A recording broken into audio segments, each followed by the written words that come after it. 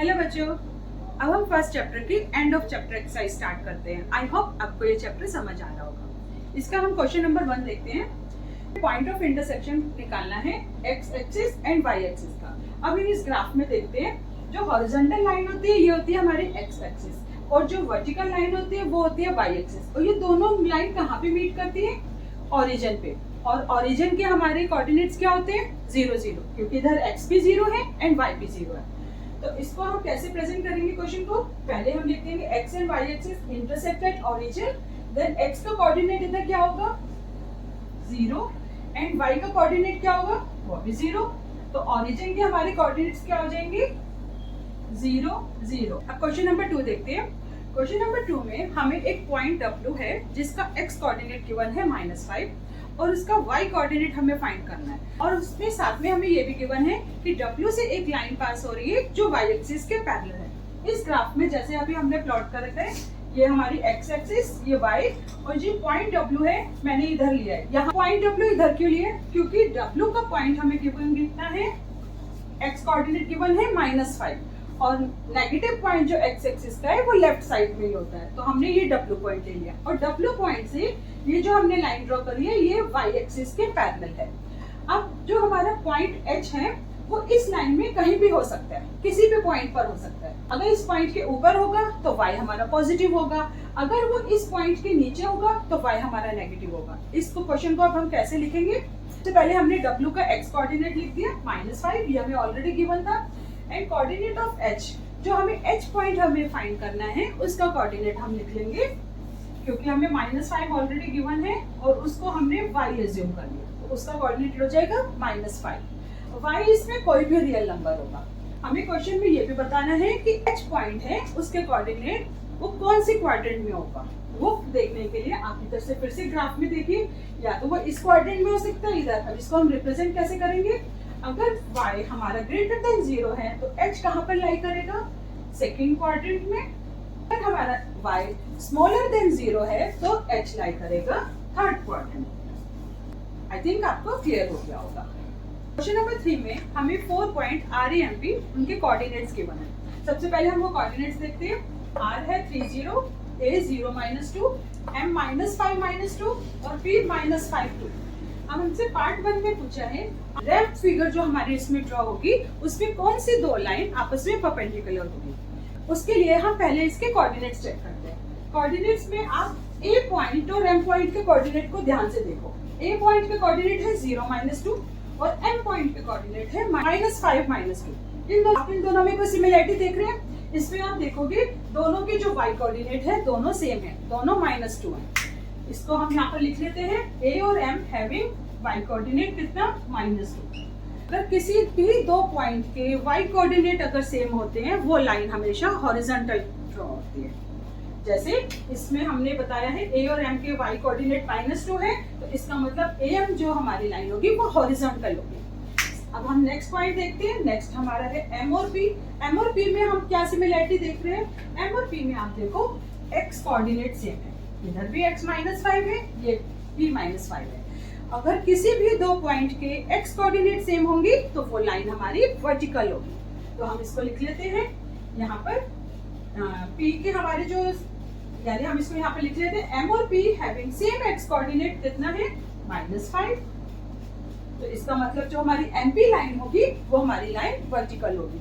और आप ध्यान से देखिए, जब भी कोई हॉरिजॉन्टल और वर्टिकल लाइन हम ड्रॉ करते हैं वो आपस में परपेंडिकुलर होती है। तो इसका मतलब AM परपेंडिकुलर टू MP, यानी रैम्प फिगर में हमारी AM और MP आपस में परपेंडिकुलर होंगी। अब इसके पार्ट 2 में हमें रैम्प फिगर में लाइन बतानी है जो एक्सिस के पैरेलल हो, यानी जो y एक्सिस और x एक्सिस के जो पैरेलल होंगी वो लाइन हमें इसमें बतानी है। वो हम कैसे फाइंड करेंगे? अभी हमने लास्ट क्वेश्चन में horizontal and vertical lines find करी थी।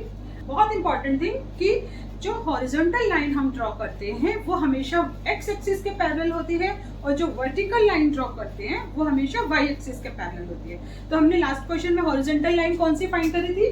AM, क्योंकि यहाँ पर हमारे इसके कोऑर्डिनेट सेम थे, y कोऑर्डिनेट AM, यानी AM जो लाइन होगी वो x एक्सिस के पैरेलल होगी। और साथ में एमपी जो पॉइंट है इसमें हमारे एक्स कोऑर्डिनेट सेम थे, यानी ये वर्टिकल लाइन थी, और जो वर्टिकल लाइन होती है वो वाई एक्सिस के पैरेलल, तो इसमें हमारी कौन सी लाइन बन जाएगी, एमपी। हमसे इसमें बस यही पूछा था कि कौन सी लाइन पैरेलल है। अब पार्ट 3 में हमें 2 पॉइंट्स बताने हैं जो आपस में मिरर इमेज हो।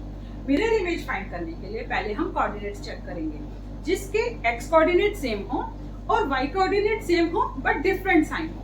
ऐसे हमारे कौन से कोऑर्डिनेट होंगे इसमें, यहाँ आप ध्यान से देखेंगे m और p। m और p में आप देख रहे हैं x कोऑर्डिनेट हमारा सेम है, दोनों का x कोऑर्डिनेट -5 है, दोनों का y कोऑर्डिनेट सेम है बट साइन डिफर कर रहा है, एक का नेगेटिव है एक का पॉजिटिव। इट मींस ये पॉइंट हमारे मिरर इमेज फॉर्म करेंगे। ये जो सब हमने करी है ये सारी हमारी अभी प्रेडिक्शन थी, हमें अभी इसको नेक्स्ट हमें प्लॉट भी करना है। इस क्वेश्चन में साथ में हमसे ये भी पूछा है कि ये मिरर इमेज कौन सी एक्सिस पे फॉर्म हो रहा है, ये मिरर इमेज एक्स एक्सिस पे फॉर्म होगा। अब हमें इन पॉइंट्स को प्लॉट करके जो हमने प्रेडिक्शन करी है उसको देखना है कि हमने ये प्रेडिक्ट सही किया है या गलत किया है। ये हम 4 पॉइंट्स प्लॉट करते हैं, कैसे, r है 3 0, अब 3 इसमें x है और 0 y है, तो कहां पर होगा, यानी x 3 और 0 ये पॉइंट, इस पॉइंट को हम लिख देंगे r और साथ में इसका कोऑर्डिनेट भी लिख देते हैं 3 0। नेक्स्ट पॉइंट है 0 -2, इट मींस x 0 और y -2, x 0 और y -2 ये वाला पॉइंट होगा हमारा पॉइंट A। के कोऑर्डिनेट हो गए 0 -2। थर्ड पॉइंट है m है -5 और -2, x पे -5 और इधर -2, ये आ जाएगा ये पॉइंट हमारा, ये पॉइंट हो जाएगा पॉइंट m के कोऑर्डिनेट से -5 एंड -2। नेक्स्ट पॉइंट है p -5 और 2, यानी x -5 y 2 वो हो जाएगा यहाँ पर, ये पॉइंट p के कोऑर्डिनेट हो जाएंगे -5 एंड 2। अब इन 4 पॉइंट्स को हम ज्वाइन करते हैं, देखते हैं हमारी कौन सी फिगर बनेगी। यस, ये ज्वाइन करके हमारी बन गई है कोऑर्डिनेट। ये हमारा RAMP रैंप हमारी फिगर ड्रॉ है, जो हमने रैंप फिगर ड्रॉ करी कौन सी बनी है, क्वाड्रिलेटरल। अब हम चेक करते हैं हमारी प्रेडिक्शन सही थी कि नहीं। हमने पहले केस में हमने परपेंडिकुलर लाइन बताई थी, इसमें AM और MP देख लो यहाँ पर वो परपेंडिकुलर बन रही है, यस। और नेक्स्ट हमने बताया था कि हमने AM पैरेलल है x एक्सिस के एंड MP पैरेलल है y एक्सिस के, ये प्रेडिक्शन भी हमारी ट्रू है। और मिरर इमेज यहाँ पर M और P को यहाँ देखेंगे तो ये हमारी मिरर इमेज बनेगी, इसकी एकदम रिफ्लेक्शन है, यानी हमारी प्रेडिक्शन एकदम सही थी। और ये लाइन प्लॉट, ये पॉइंट्स हमने प्लॉट भी कर दिए। और इसी के साथ हमारा क्वेश्चन 3 कंप्लीट हो गया। अब इसका क्वेश्चन नंबर 4 देखते हैं। क्वेश्चन नंबर 4 में हमें एक z पॉइंट है जिसकी हमें कोऑर्डिनेट गिवन है और उसको सबसे पहले हमें इसे प्लॉट करना है और उस पॉइंट से हमें राइट एंगल ट्रायंगल ड्रॉ करना है। उस ट्रायंगल की साइड की लेंथ्स भी फाइंड करनी है। सबसे पहले हम z पॉइंट को प्लॉट करते हैं। इस पर z पहले x का कोऑर्डिनेट है 5, यहाँ पर आ जाएगा ये 5 पॉइंट और y है -6। अगर हम इसे ग्राफ पे प्लॉट करेंगे तो ये आ जाएगा यहाँ पर हमारा ये z पॉइंट, z आ गया 5 -6। अब इस पॉइंट से हमें एक राइट एंगल ट्रायंगल ड्रॉ करना है और जो हॉरिजॉन्टल और वर्टिकल लाइन होती है आपको पता है वो परपेंडिकुलर होती है। तो इससे पहले वर्टिकल लाइन ड्रॉ कर लेते हैं और एक हम हॉरिजॉन्टल लाइन भी ड्रॉ कर लेंगे इधर। ये दोनों लाइन जहां पर ज्वाइन होंगी ये 90 डिग्री पे होगा, यानी ये परपेंडिकुलर होगा। अब हम इसे कोई भी ट्रायंगल ड्रॉ कर सकते हैं। मैंने इसमें यहाँ पर कर लिया, आप इसको चाहे तो आप इसके कोऑर्डिनेट्स चेंज भी कर सकते हो। अब ये जो दोनों पॉइंट है इन दोनों को मैं ज्वाइन कर देती हूँ। ये हमारा राइट एंगल ट्रायंगल बन गया। इसको हम नेम देते हैं क्योंकि हमें नेम गिवन है IZN, हमने IZN ही इसमें हमने नेम लेना है। तो Z तो हमारा ऑलरेडी है, इस पॉइंट को हम ले लेते हैं I और इस पॉइंट को हम ले लेंगे N। तो ये हमारा IZN राइट एंगल ट्रायंगल इसमें हमने कंस्ट्रक्ट कर लिया। अब इसके पहले हम कोऑर्डिनेट्स फाइंड करते हैं। Z के कोऑर्डिनेट हमें पता है और हम i के कोऑर्डिनेट क्या होंगे, x है 5 और इसमें y 0 होगा, तो i के कोऑर्डिनेट क्या हो जाएंगे 5 0। अब यहाँ पर हम n के कोऑर्डिनेट देखेंगे, इसमें x, क्योंकि ऑन द y एक्सिस हमेशा x 0 होता है, तो यहाँ पर x 0 होगा और y हो जाएगा -6। अब हमें लेंथ भी फाइंड करनी है इस ट्रायंगल की जो साइड्स बनी है, 3 साइड्स है, हमें nz फाइंड करनी है। ये इसकी हॉरिजॉन्टल लाइन है, जो हॉरिजॉन्टल लाइन की अगर हमें इसकी साइड फाइंड करनी है, उसमें जो x कोऑर्डिनेट है उनका डिफरेंस फाइंड कर लेंगे, यानी 5 - 0 कितना आ जाएगा 5 यूनिट्स। और आप यहाँ पर देख रहे हो कि iz कौन सी लाइन है, वर्टिकल लाइन है। वर्टिकल लाइन अगर हमें उसके हमें लेंथ फाइंड करनी होती है, तो y कोऑर्डिनेट जो होंगे उनका डिफरेंस फाइंड करेंगे। y कोऑर्डिनेट का हमारा डिफरेंस आ जाएगा 0, उसमें से हम -6 को सब्ट्रैक्ट करेंगे तो हमारा 6 यूनिट आ जाएगा, क्योंकि यहाँ नेगेटिव नेगेटिव प्लस हो जाएगा, 0 + 6 यहाँ पर 6 यूनिट आ जाएगा। अब थर्ड हमें जो लाइन सेगमेंट फाइंड करनी है वो हमें फाइंड करनी है in, जो इसका हाइपोटेनस है। या तो हम पाइथागोरस लगा लें, लेकिन हमने अभी आपको डिस्टेंस फॉर्मूला बताया था, तो वो आपको याद होगा। डिस्टेंस फॉर्मूला हम किसी भी 2 कोऑर्डिनेट अगर हमें गिवन हो तो हम इजीली उसका डिस्टेंस फाइंड कर सकते हैं। वही हमने इसमें फॉर्मूला लिखा है, in फाइंड करने के लिए हम डिस्टेंस फॉर्मूला यूज करेंगे। इट मींस x2 - x1 का whole square plus y2 - y1 का होल स्क्वायर, और उसका स्क्वायर रूट हम फाइंड करेंगे।